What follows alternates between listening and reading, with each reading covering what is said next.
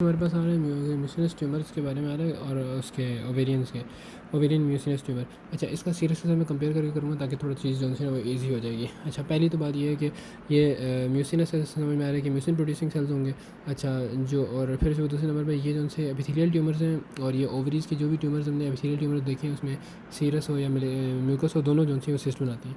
अच्छा, सिस्ट बना रही इसकी मॉर्फोलॉजी बेसिकली मैंने करनी है ना, तो सिस्टिक होंगे, ठीक है, सिस्ट बनेगी। अच्छा, सेल्स जो उनसे लाइन जो इसको कर रहे होंगे वो म्यूसिन प्रोड्यूसिंग होंगे, जबकि हमने सीरस के अंदर जब बात की थी तो उसके अंदर वो कलमनर एपिथेलियम थी जो कि फिमरिया से फिमरिया ऑफ दी फॉलोपियन ट्यूब से आई थी।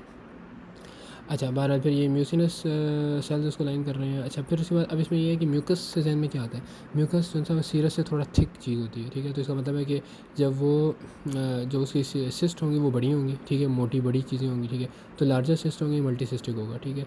और इसके अलावा जो सा है फिर जो उनसे मेलिग्नेंसी की बात करते हैं तो मेलिग्नेंसी के अंदर भी वही म्यूसिनस से जहन में आना चाहिए, सॉलिड एरिया ऑफ ग्रोथ होगा, बाकी इन्वेजन होगी तो डेफिनेटली वो पता लग जाएगा कि ये म्यूसिनस ही है। अच्छा, सीरस और म्यूसिनस के दरमियान फ़र्क करने वाली चीज़ जो मेन है ना वो यही है कि जो म्यूसिनस है उसके अंदर म्यूकस नेचर मिलेगी सिस्ट की, और थोड़े बड़े भी होंगे as compare to the other one serious one, और ये थोड़े सॉलिड मैसेज बना रहे होंगे। उसके अंदर हमने नोड्यूलर अपीयरेंस देखी थी, पेपिलरी स्ट्रक्चर देखा था, यहाँ पे उस तरह की चीज़ें जो सी हैं वो नहीं मिल रही हैं। अच्छा, फिर उसके बाद स्ट्रोमल इन्वेजन और मेलिग्नेंट ट्यूमर जो हैं वो इस साइटोलॉजी की टाइप ही होगा, स्ट्रोमल इन्वेजन होगी और सॉलिड एरियाज ऑफ ग्रोथ मैंने पहले भी जिक्र कर दिया।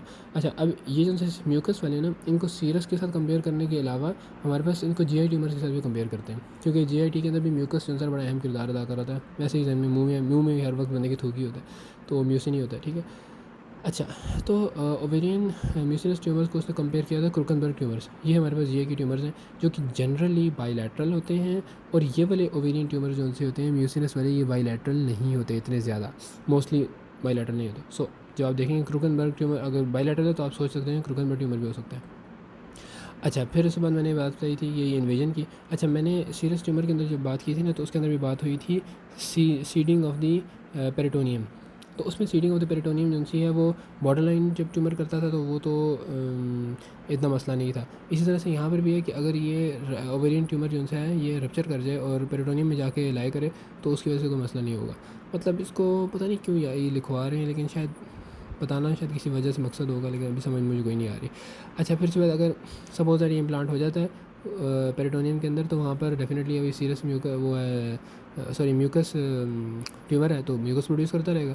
म्यूकस प्रोड्यूस करेगा तो वहाँ पर उस क्या पेरिटोनियम के म्यूकस जमा होना शुरू हो जाएगा, तो उस हम कंडीशन को कहते हैं सूडो मैक्सोमा पेरिटोनाई। और फिर अगेन इसको क्रूकनबर्ग ट्यूमर्स के साथ इसने लिंक किया है कि ये ट्यूमर जो से अगर स्प्रेड करते हैं जीआई के अंदर, ये जीआई की ट्यूमर है, जीआई के अंदर स्प्रेड करेंगे, तो जब जीआई के अंदर स्प्रेड करेंगे तो ये भी म्यूकस बहुत ज़्यादा प्रोड्यूस करते हैं जो कि पेरिटोनियम में जमा होता है, और वो जैसे लाइक अपेंडिक्स वगैरह के अंदर जमा हो जाता है बहुत सारा, तो ये मेटास्टैटिक स्प्रेड के अंदर तो वो भी हमारे पास सूडो मैक्सोमा पेरिटोनाई बनाते हैं। तो सूडो मैक्सोमा पेरिटोनाई आपको मिले तो आपने क्रूकनबर्ग ट्यूमर को ध्यान में ज़रूर रखना है, और म्यूकस ओवेरियन ट्यूमर्स को ध्यान में ज़रूर रखना है। और इस तरह से अगर ये बाईलैटरल हमारे पास म्यूकस ट्यूमर्स मिल रहे हैं ओवरीज़ के अंदर, तो आप सोच सकते हैं कि या तो वो क्रूकनबर्ग ट्यूमर होगा या हो सकता है वो म्यूकस ओवेरियन ट्यूमर होगा।